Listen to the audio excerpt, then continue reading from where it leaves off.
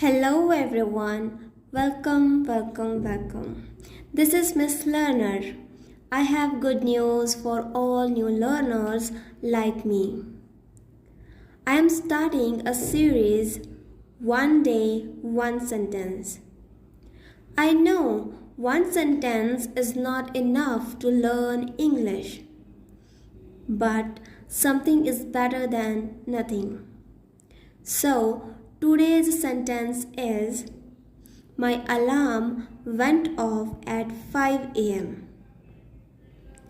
My alarm went off at 5 a.m.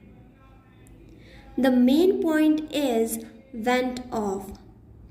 It is the past tense of go off. We use go off when an alarm rings. In present continuous, we say, my alarm is going off right now. What's your sentence? Write below.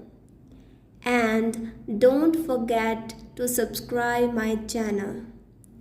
Thanks for watching.